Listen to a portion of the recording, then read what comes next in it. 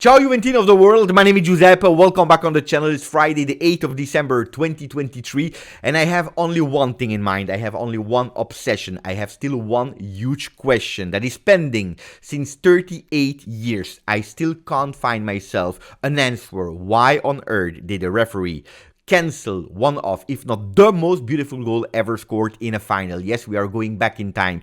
38 years ago, on the 8th of December 1985, Juventus against Argentinos. It was the final of Intercontinentale that Juventus won at penalty after a 2-2. Well, they cancelled one of the most beautiful goals scored by Michel Biatini in Bianconero. A goal that still today I have no idea why they cancelled it. Was it offside? Was it foul? I don't know. But anyway, that day, that iconic, legendary picture of Michel Platini laying on the ground was born. A lot of people, especially the youngest one, are thinking when they see that picture that it was a kind of celebration. Actually, no, it was a kind of disappointment, frustration, protest to the goal that was cancelled. Anyway, of course, today is Friday the 8th. We are not anymore in 1985. We are in 2023, which means that today there is Juventus-Napoli. What a big game. And all the other leagues are at the moment stopped, because all eyes will go towards the big game between the Bianconeri and the Partenopei. What a game! All eyes on us, and today we have to win. If we are going towards the front pages, you will see they are all speaking only about Juve Napoli. Before going through them, before speaking about gossip, before speaking about Mercato with Koopmeiners, attenzione, big name, maybe already in January if Juventus is able to do some sacrifices. Before speaking about the big words of De Laurentiis and the case Pogba, maximum of like in today's video. Don't forget to subscribe if you didn't yet. Ragazzi, we are on the way now, 28,000 Juventini on this channel, which would be amazing. We open the pages and they are all speaking about the game. As I told you, Gazzetta dello Sport, partita tripla, triple game. Why? I tell you, at least without even reading the pages inside, I give you why this game is counting for 3. First one, because if we win today, and really if we win today, we go again momentarily at +1 over Inter, and it's a game. One time, then they recuperate, but if you are doing like that until the end of the season, you never know that one of them, maybe even Inter, then Nerazzurri, will at a certain moment give up, and then that's where you are, where you belong, being a Juventino. So that's the first reason. The second one is because you go at +12 over Napoli. +12 over Napoli at match day 15, which would be totally fantastic. You are telling them you are not competing for the Scudetto. And the third reason, that there are actually 2 reasons in one, is that we have to forget about that 5-1. Mentally, we have to step over. We have totally to destroy what happened in the Maradona Stadium in January 2023. It's December, nearly 1 year later, we have the opportunity to totally cancel it. I'm not asking a 5-1 victory from Juve, but I'm asking a win of Juve. And then again, that third reason is also the moment to shut the mouth of Aurelio De Laurentiis, that is speaking way too much and not really kind from him with disgusting attacks towards Juve. Like Tutto Sport is saying, the only good things that we can find in it is that De Laurentiis is pumping up Juve even more. We didn't need motivations, because we have the motivation to be for one night again. First, we have the motivations to show that we can be able to beat the winners of the Scudetto of last year. We want to prove ourselves that we can compete. Well, he's giving us an extra motive, an extra doses of boost to go this evening on the field. If I was Allegri, if I was Giuntoli, I will take that front page of Tutto Sport and I will hang it in the locker room to show to the Bianconeri that today we have an extra motivation to do even better. And then you go towards the third page, Corriere dello Sport, that is saying la sentenza, the verdict. It's the moment of truth between the 2 bigs of Serie A, Juve and Napoli, that will be played at 8:45. Juve-Napoli, the game of the truth between Allegri and Mazzarri. Now, step back. Is it really the game of the truth? Is it really the game that will tell you everything at match day 15? No, at match day 15, you have really a lot of games to go. Today, winning, drawing, or losing, everything is still open, but of course is giving you a lot, is telling you a lot. Juve-Napoli vale tanto, and on that one I agree. Juve-Napoli is worth a lot, because if I tell you it's not the ultimate verdict, if it was match day 38 I would tell you yes, it was match day 34 I would tell you yes, at match day 15 not yet, but it's worth a lot, but really a lot, for all the reasons that we just mentioned. On the other side, I don't know if you noticed, but on the page of Gazzetta, they are showing Chiesa, but also Osimhen. On Tuttosport, they are showing Chiesa and Dusan Vlahovic. On Corriere dello Sport, they are showing Dusan Vlahovic. So twice Chiesa, twice Dusan Vlahovic. The two strikers that are totally pumped up. Even Juventus on their first page to present the game of tonight, they are putting Dusan Vlahovic. Why? Because we are all expecting something more from our striker that in the last games we were missing a bit. It's true, Dusan scored against Inter 2 weeks ago. He has to do it again in a big game. But also Chiesa, we are waiting for his goal. He contributed to the game, and that's okay, but now we are also waiting for him to do something, because we all remember that 5-1, that was a total disaster, where he was actually playing as a fullback. Do you remember that game on the right side? He did a total disaster game. A bit because of him, a bit because of Max Allegri, wrong decision. Today, it's time for Federico Chiesa to show. Will he be on the field? Yes, he will. Who will be there for Juve? Well, we see it. Yesterday said by Max Allegri, there will be or Danilo that will start, or Alexandro. Both of them will probably play, because none of them has 90 minutes in their legs. Everyone is there except of Timo Weah and except of De Sciglio. For the other side, for the Partenopei, they will play with 10 on 11, the same that played against Inter. Mario Rui is not able to go on the bench for Napoli, and that's a disaster for them. That's good for us. On the other side, Zielinski, that is there in the voices of Mercato. He wants to prove that he deserves to be one day a Juve player. He will be in the field instead of Elmas. That's the only change that was against the game of Inter. If you're looking at the lineups for Juve, well, Szczesny to the goal. The defense that Tuttosport, but also Gazzetta dello Sport are offering us is Danilo on the left, Bremer and Gatti. In the middle, no doubts. Apparently, if Locatelli is able to start the game, it will be Kostic on the left, Cambiaso again for the third consecutive time on the right side, Rabiot, Locatelli and Weston McKennie. Up front, we continue with our top strikers, Dusan Vlahovic and Federico Chiesa. If you want to go back in history a bit, the stats of the game, to understand a bit, well, and that's also the explanation why I never felt hugely that rivalry against Napoli, as I told you yesterday. Yes, I find, of course, a rivalry, especially after last year, after all the comments that we had to endure and to listen. And probably they deserved it, because they deserved to win the Scudetto last year. Well, if you are looking at history, 154 games were played in Serie A between Juve and Napoli. 70 times Juve won, 36 times it was Napoli, 48 times it was a draw. 225 goals scored by Juve, 173 conceded. If we are looking only in our home, well, there's even a bigger gap with 47 wins for Juve. Only 9 times Napoli was able to win in our home. 21 times it was a draw. And then you go towards the coaches when they played against each other, managing Juve and Napoli. Well, Max Allegri was able to win 7 times managing Juve against the Napoli of Mazzarri. Mazzarri twice he was able to win, and 6 times it was a draw.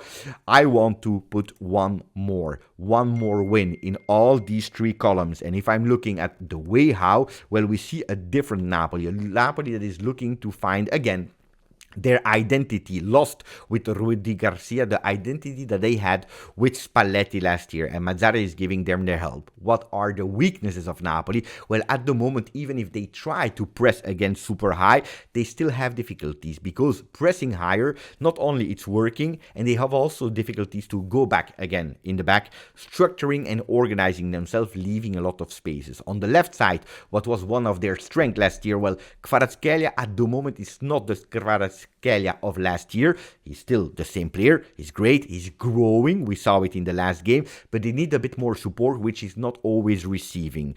Osimhen will be the danger number 1.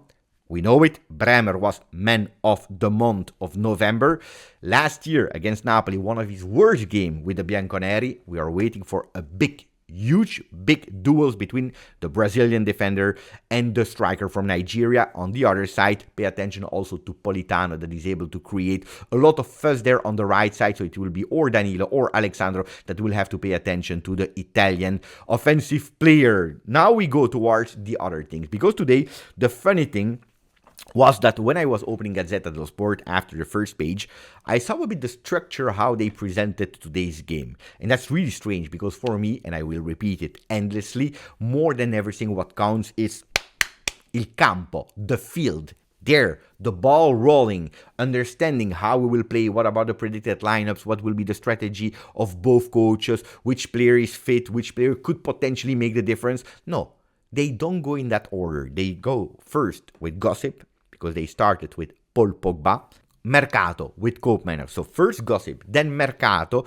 and then on the third one, it is finally the game. Crazy. So we started first with the game, which is the most important, and now we go towards gossip. A funny thing is that there is a newness, and of course, when there is a newness, Serie A, they always want to try it with or against Juve, whatever. Well, after goal line technology, after VAR, after whatever you want to, from now on, there will be a newness in Serie A. Juventus is the first team that will test it. In the pre-game, they will have that body cam. A body cam for the pre-warm-up, not for the game yet, with exclusive images on DAZN Italian channel, which is nice, which is absolutely nice, because you are starting to enter really the field for the pre-warm-up, which is something super nice. And I'm thinking that the more we go, more we will have one day body cam from the game.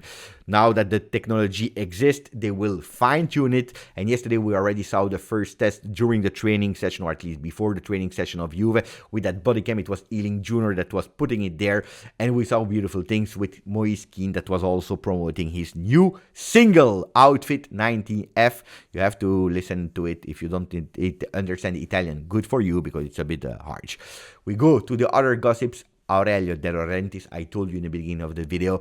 Well, we already spoke about it yesterday in the video, disgusting words, because he said, and I recap for people that didn't know, he said, you can't win forever except if you are cheating. He's not referring to Milan that only won once. He's not referring to Inter that only won once. He's not even referring to Napoli, because he's already putting the hands there, saying, hey, if we don't win, it's not because of us, but it's really directly attacking Juventus that won 9 times in a row the Scudetti.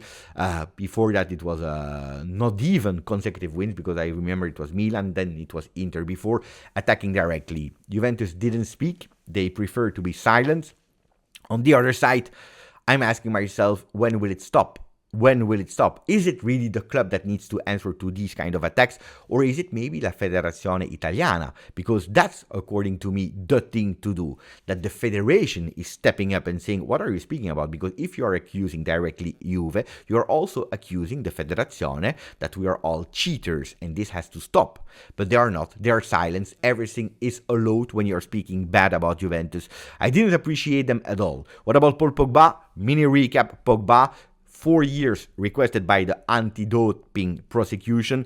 At the moment, apparently, like Corriere dello Sport is saying, he refused the plea deal because he really wants to defend himself. He wants to go with facts, with proofs that he is kind of innocent. Maybe that it was unintentional. I don't know the motives.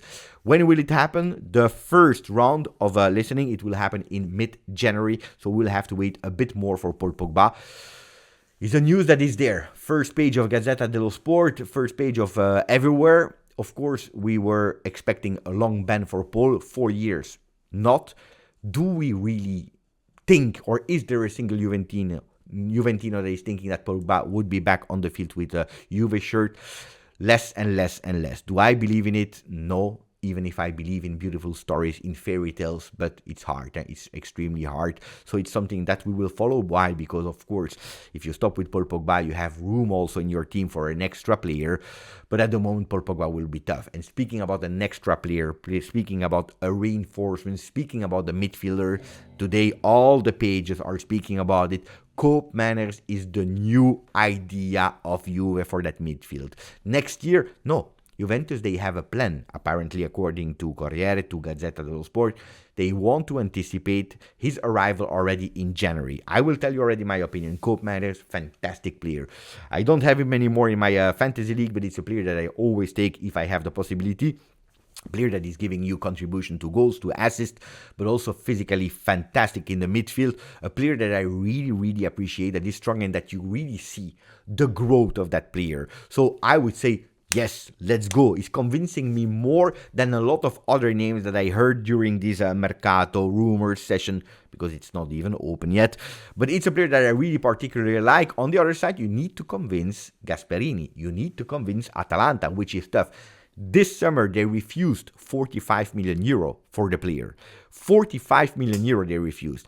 Is Juventus, even with that capital increase, able to put cash on the table, 45 million euro? No, they can't. Even if with the 200 million capital increase, they can't. So how can they do it? Well, selling players. And today, the plan, apparently, according to Gazzetta, is that they want to cash in with Ealing Jr. between 15 and 20 million euro, because there are a lot of clubs that are interested in him, and even Mattia Sule. From what I know, from what I read, from what I heard, Juventus has absolutely no intention to sell Kenan Yildiz, because they are also mentioning why not Kenan Yildiz, selling him to cash in a lot. They have no intention to sell Kenan. They have no intention to sell Mattia Sule. But yes, probably Ealing Jr. Ealing Jr., that is a player that not only Premier League is on him. We knew it about the interest of Tottenham. There are other clubs now, Brentford, there is Fulham, but also Marseille. Really great connection between Marseille and Juventus. So it's a player that in January will go away. He has no minutes. More the time is going, less he's playing, less he's even becoming an alternative. So it's a player that we'll probably not see anymore in a Juve shirt from 2024. What are the players that Juventus is following on top of Koopmeiners, because it will be a tough one? Well, it's a name that I already tell you since a lot of months. It's Quadio Kone, the player from Bundesliga in Mönchengladbach. That is a player that I really believe that Juve is serious on him. Will he be the player? I don't know, but they are really serious on him. On the other side, they are not giving up on Højbjerg, even if yesterday I watched Tottenham West Ham with the victory of the Hammers.